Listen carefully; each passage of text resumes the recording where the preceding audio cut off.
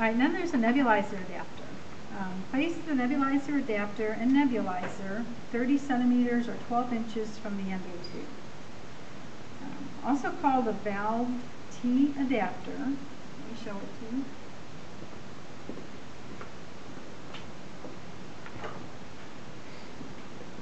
I'm going to have to stand over here so I can explain how to connect it. Alright, the valved T adapter it's a cover just to keep it clean on the inside.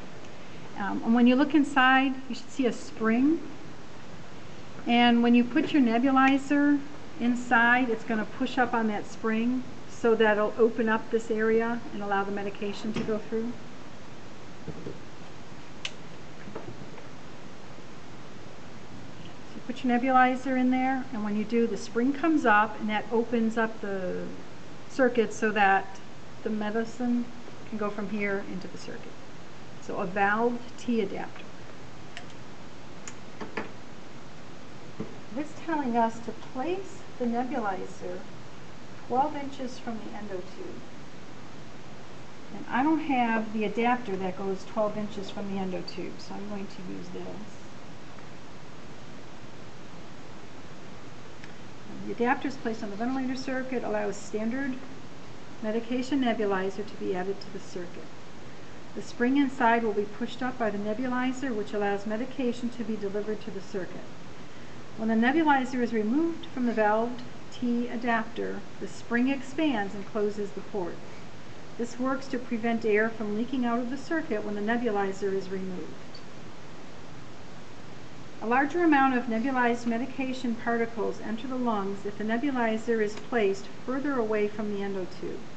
The further distance allows the particles to become suspended in the flow of air going through the circuit.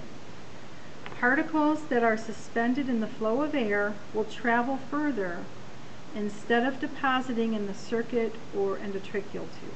Let me explain what they're talking about. All right, so at the hospital, you're going to see two different ways that things are done. One of them is that you'll see the valved T adapter being placed really close to the patient.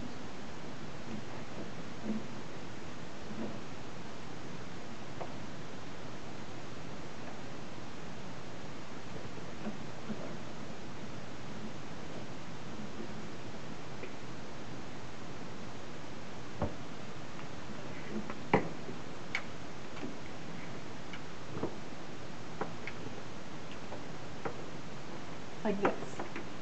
And then of course you have your tubing coming from the flow meter to the nebulizer. It nebulizes the medication.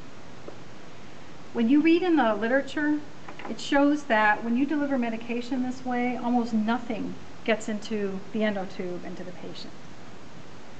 Does that stop the hospitals from doing it this way? No. And it's pretty much, when you're in Rome, do as the Romans. So if they tell you this is what we want you to do, then you do it that way. But noting that you're going through school and you're learning what the literature states the further back you go, the better your medication deposited into the lungs. So we're going to set it up a different way, where we're going to go back a ways.